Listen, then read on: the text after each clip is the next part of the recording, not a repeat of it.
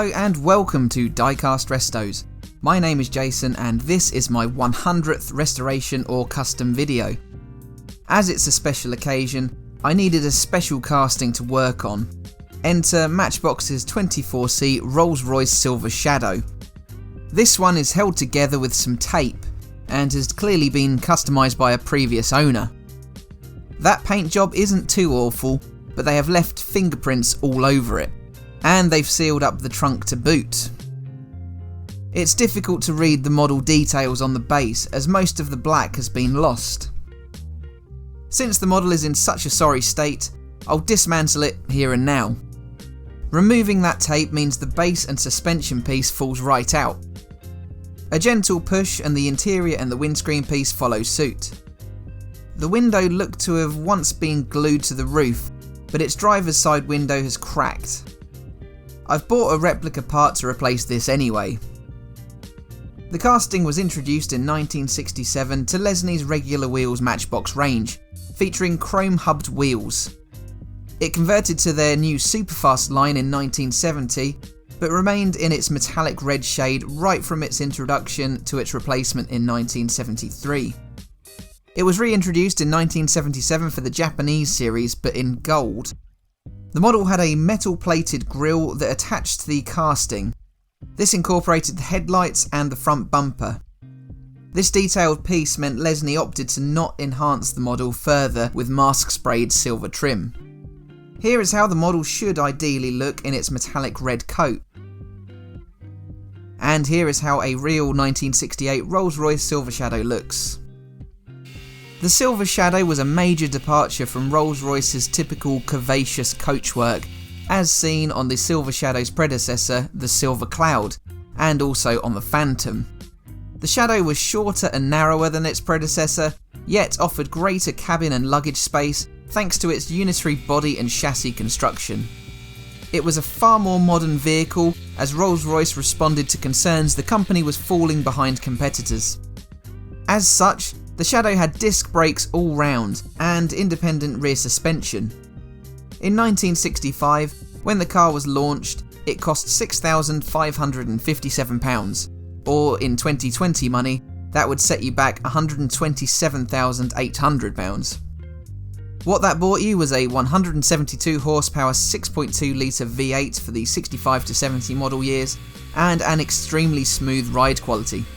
Rolls-Royce had licensed a high-pressure hydropneumatic suspension system from Citroën with self-levelling properties. Both front and rear suspension were controlled by the levelling system until 1969, when it was reduced to rear only. This was because it was determined that the rear was actually doing most of the work. The Silver Shadow was available in 3 different body styles: the 4-door saloon, a 2-door saloon, and a 2-door convertible. Now though, it's time to remove that ugly blue paint.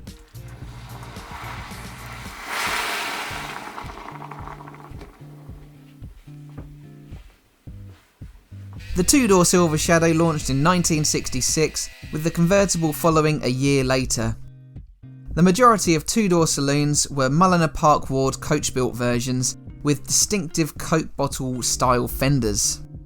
A much rarer James Young model was also available, but built in far smaller numbers. This version was discontinued in 1967.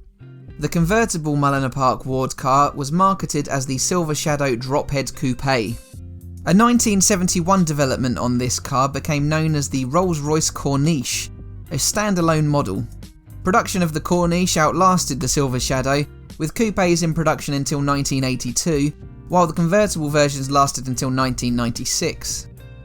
Other deviations to the Silver Shadow theme included the 1969 long wheelbase variant.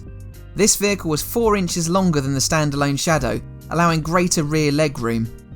These were initially only available in the US, before its launch to the domestic market in early 1970. 10 Pilot long wheelbase models had been built in 1967 and sold to customers, one of which was British royalty Princess Margaret. Cars were available with electrically operated privacy glass dividers between the front and rear cabins.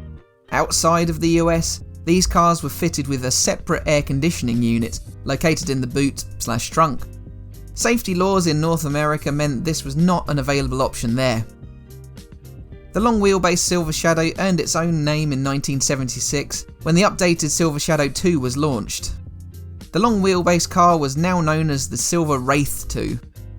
The Wraith 2 had an Everflex vinyl roof covering and either a smaller or deleted rear window for greater privacy.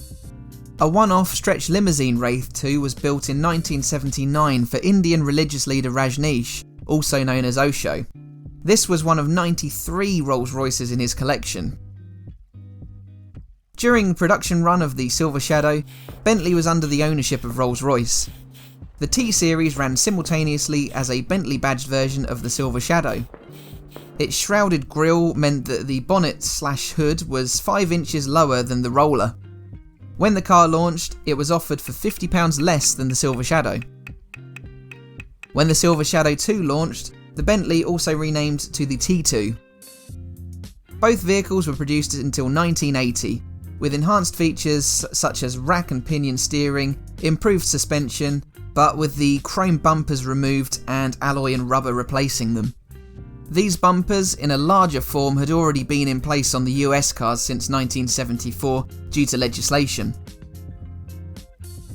In total, over 25,000 Silver Shadow 1 and 2s were built, and almost 5,000 long wheelbase or Wraith 2s built between 1965 and 1980. And with that, I'm down to my final pieces for reassembly. The last item to add to complete the build is the base, where there's a slot at the front while the rear clips over the shallow rivet.